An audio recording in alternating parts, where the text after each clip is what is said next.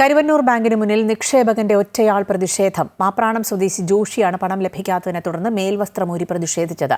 ജോഷിക്കും കുടുംബത്തിനും ബാങ്കിൽ 60 ലക്ഷം രൂപയുടെ നിക്ഷേപമുണ്ട്. ഇന്ന് രാവിലെയാണ് ജോഷി പണം ആവശ്യപ്പെട്ട് കരുവന്നൂർ ബാങ്കിന്റെ ഹെഡ് ഓഫീസിലെത്തിയത്. കരുവന്നൂർ ബാങ്കിന്റെ CEO Rakesh KR, administrative committee അംഗങ്ങളായ ശ്രീകാന്ത്, മോഹൻദാസ് എന്നിവരുമായി ചർച്ച നടത്തിയെങ്കിലും ബന്ധുക്കളുടെ പേരിലുള്ള മുഴുവൻ നിക്ഷേപ തുകയായ 60 ലക്ഷത്തോളം രൂപ ഒരുമിച്ച് നൽകാൻ സാധിക്കില്ലെന്ന് ബാങ്ക് നിലപാട് സ്വീകരിച്ചു. ഇതോടെയാണ് ജോഷി ബാങ്കിന് മുന്നിൽ മേൽവസ്ത്രമുരിഞ്ഞ് പ്രതിഷേധിച്ചത്. ഗാന്ധിജിയുടെ സമരമാർഗമാണ് താൻ തിരഞ്ഞെടുക്കുന്നതെന്നും അതിനാലാണ് മേൽവസ്ത്രമുരിഞ്ഞു മാറ്റി പ്രതിഷേധിക്കുന്നതെന്നും ജോഷി പറഞ്ഞു.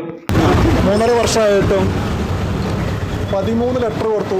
2 മാസം മുൻപ് സ്ഥലം MLA വിദ്യാഭ്യാസ മന്ത്രിയായിട്ടുള്ള ബിന്ദുവിന് കൊടുത്തു. 1 മാസം മുൻപ് വാസം മിനിസ്റ്റർക്ക് അയച്ചു. ഇതൊക്കെ മുൻപ് കഴിഞ്ഞ ജനുവരി 30-ന് ജീവിക്കാൻ നിവൃത്തിയില്ലാണ്ട് എൻ്റെ വീട്ടിലെ ഭാഗങ്ങളും വസ്തുഭാഗങ്ങളൊക്കെ പൈസ കൂടെ ഉണ്ടായിരുന്നു. അത് തിരികെ കൊടുക്കാൻ പറ്റാതെ ഞാൻ ചോദിച്ചിട്ട് ദയാവധം ആവശ്യപ്പെട്ടിട്ട് ജനുവരി 28-ന് ഒരു തുക എൻ്റെ പേരിലുള്ള തുകയിൽ നിന്ന് ഒരു ഭാഗം കട്ട് ചെയ്തെടുത്ത് തന്നിട്ട് ബാക്കിയുള്ളത് 3 മാസത്തിനുള്ളിൽ തിരികെ തരാമെന്ന് ഇപ്പോഴത്തെ കരുവന്നൂർ ബാങ്കിൻ്റെ CEO പറഞ്ഞിട്ട് ജനുവരി 30 തൊട്ട് ഇതുവരെ 3 മാസം ആയിട്ടില്ല. പലതവണ കത്തയച്ചിട്ടും ഹൈക്കോടതി പോയിട്ടും നമ്മളുടെ കോടതികളിലൊക്കെ പോയിട്ടുണ്ടെങ്കിൽ കാര്യം നടക്കണമെങ്കിൽ ആൾക്കാർ ചത്ത് മണ്ണടിയണം. 1.5 വർഷമായിട്ടും നീതി നിഷേധിക്കപ്പെട്ടിട്ട് വൈകിയെത്തുന്ന നീതി നിഷേധമാണെന്ന് സുപ്രീം കോടതിയുടെ റൂളിംഗ് ഉണ്ട്. മന്ത്രിമാരായ ആർ ബിന്ദുവിനും വാസവനും കത്തുകൾ അയച്ചിട്ടും നടപടിയുണ്ടായില്ലെന്നും ജോഷി പറയുന്നു. മുൻപ് ദയാവധം ആവശ്യപ്പെട്ടും ജോഷി കത്ത് നൽകിയിരുന്നു.